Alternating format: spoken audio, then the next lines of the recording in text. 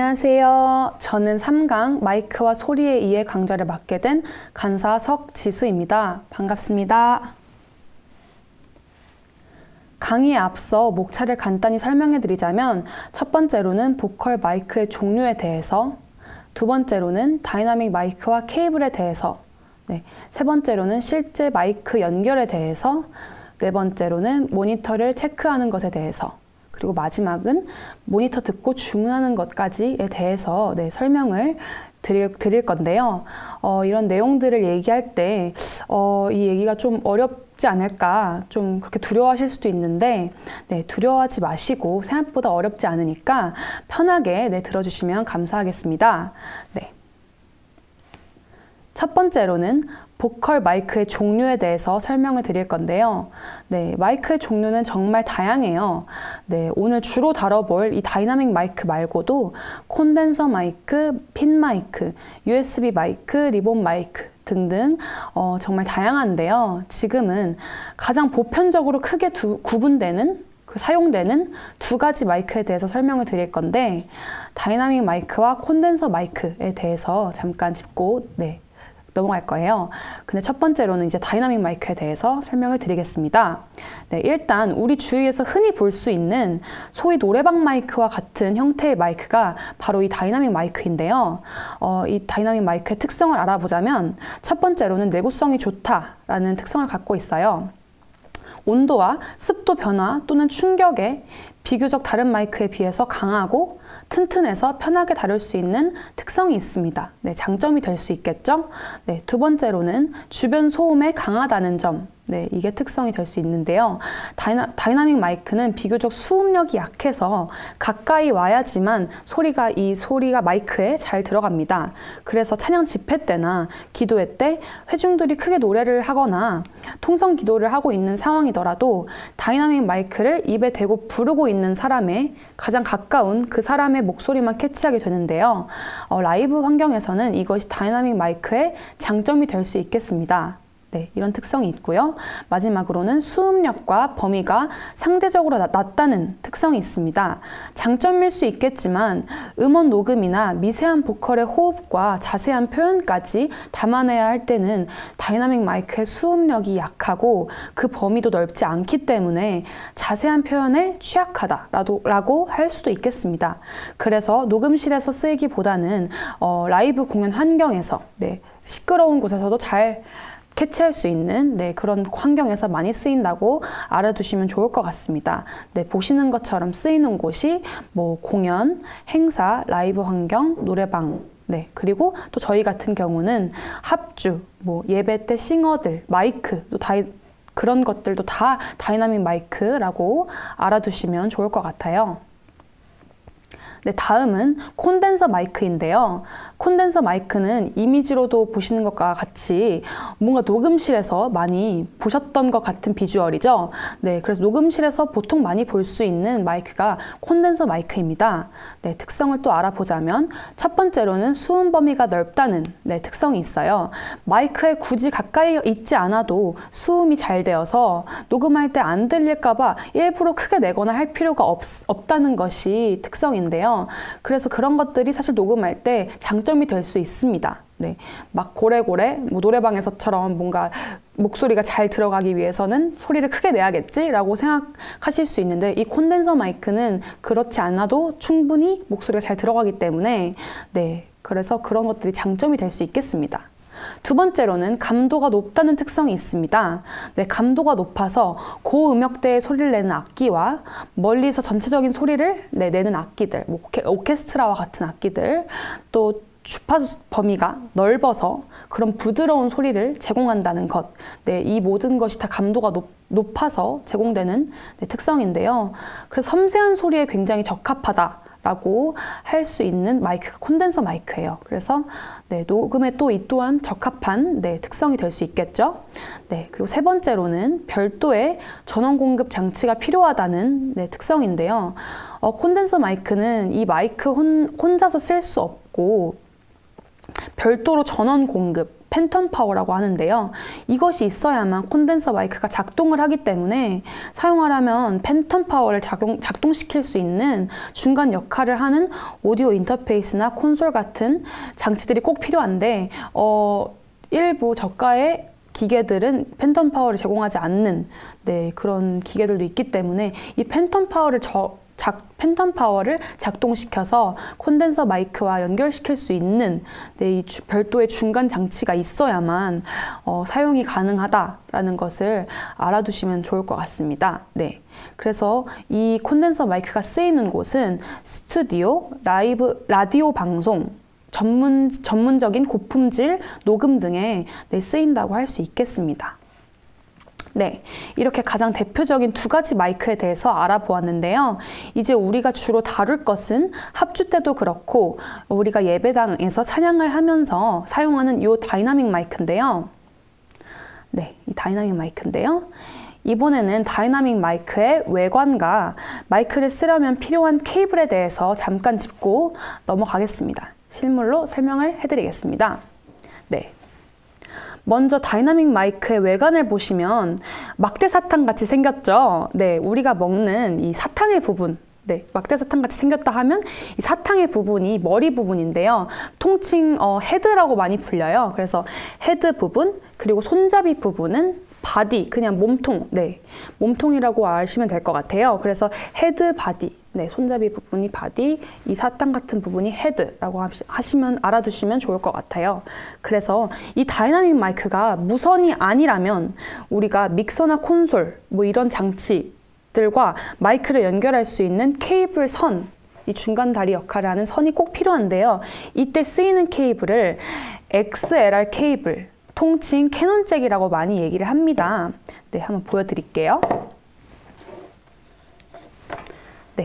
지금 여기 보여드리는 것들은 끝과 끝만 보여드리는 건데 사실 굉장히 길어서 이렇게 보여지는 부분이 끝과 끝이라는 사실을 유념해 주시기 바랍니다.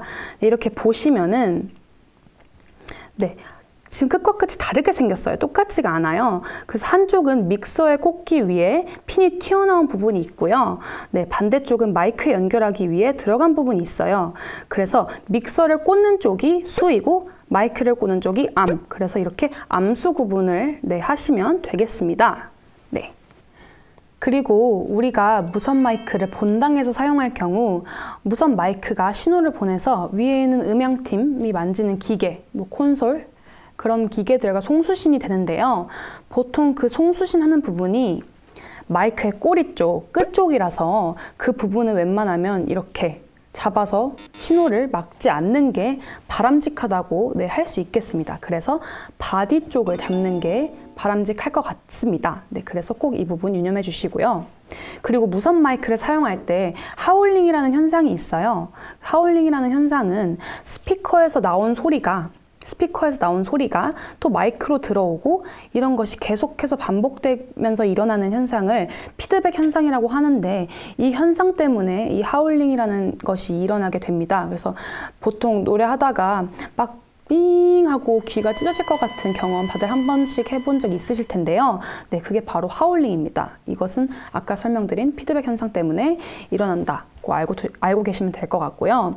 만약 그러므로 하울링이 난다면 절대 모니터 스피커 또는 메인 스피커 쪽으로 이 헤드를 향하게 두시면은 피드백 현상을 조장하는 일이 되기 때문에 절대 헤드를 스피커를 향해 두지 마시고 음향 기사님들이나 그런 분들께 하울링이 난다고 말씀을 해주시면 되겠습니다. 개인 또는 EQ 문제 때문에 보통 하울링이 많이 나는데 이 문제들은 보통 기사님들께 잘 말씀드리면 해결해 주실 것입니다. 그리고 마이크를 들고 노래하기 적당한 거리가 무엇일까요? 라고 질문을 한다면 마이크와 입 사이에 주먹 하나 정도의 크기가 들어갈 만한 거리, 그 정도 거리가 노래하기 적당하다고 합니다.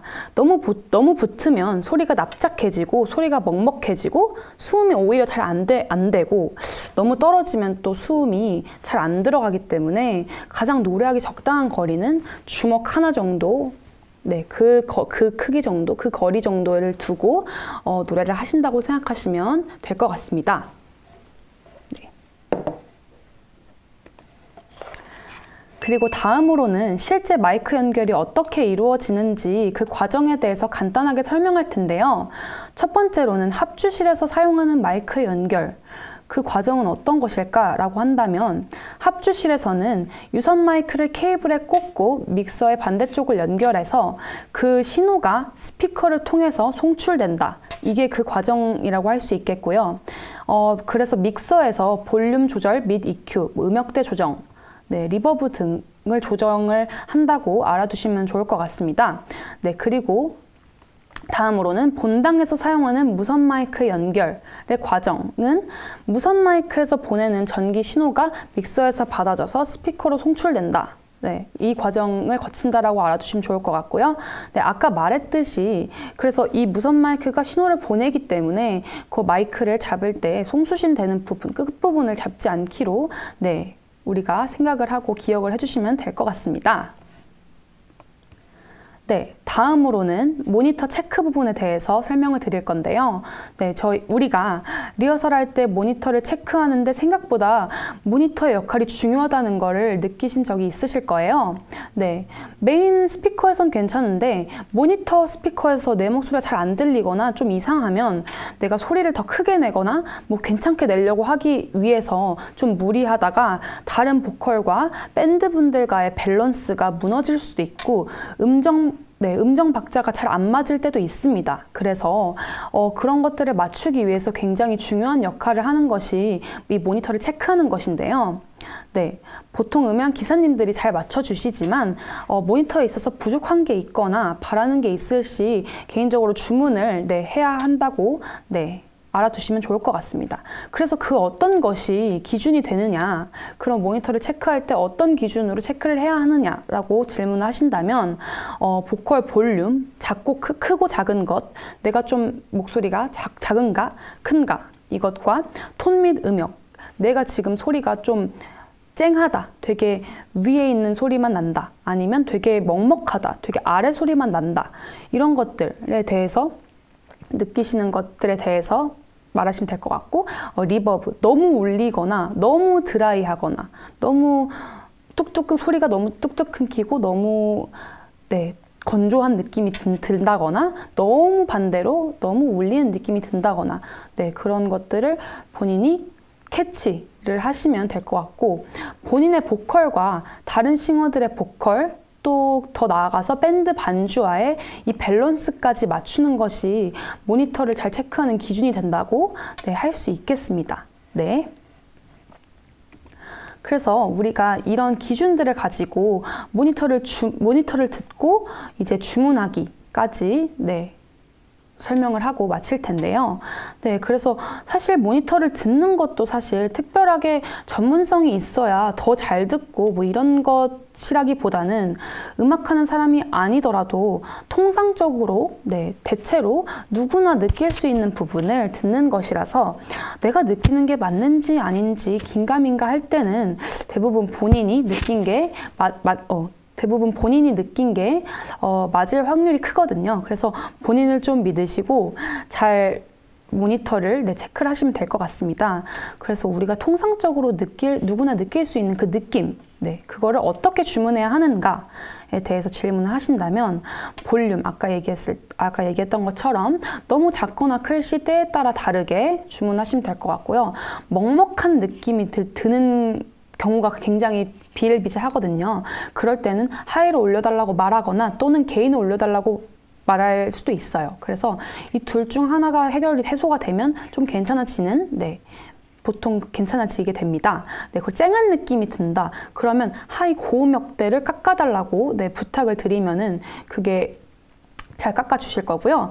너무 웅웅대는 느낌, 너무 웅웅대가지고 막 저음역대가 굉장히 이렇게 막 크게 들리면은 우웅대는 느낌이 들거든요. 그래서 저음역대를 깎아달라고 말씀을 드리면 우웅대는 느낌이 좀 줄어들 수 있어요. 그리고 또 너무 울려서 하울링이 날 것 같은 느낌, 아니면 너무 커서 하울링이 날 것 같은 느낌이 있다고 하면 볼륨을 낮춰달라고 말씀을 드리는 게 사실 가장 보편적으로 좋은 주문입니다. 아니면 실제로 그냥 너무 울리는 느낌이 듭니다 라고 주문을 해도 좋을 것 같습니다. 그래서 이 밖에도 뭔가 이런 통상적으로 느껴지는 느낌들에 대해서 좀 도움이 될 만한 대답들을 이렇게 정리해 봤는데요. 이 밖에도 뭔가 본인이 느껴지시는 게 있다면 음향 기사님께 본인의 요구사항을 추상적으로라도 그냥 본인이 느껴지는 느낌을 직관적으로 말씀드리는 게 좋은 모니터의 주문이라고 말할 수 있겠습니다. 이것으로 3강 마이크와 소리의 이해 강의 마치도록 하겠습니다. 다들 고생 많으셨고, 감사합니다.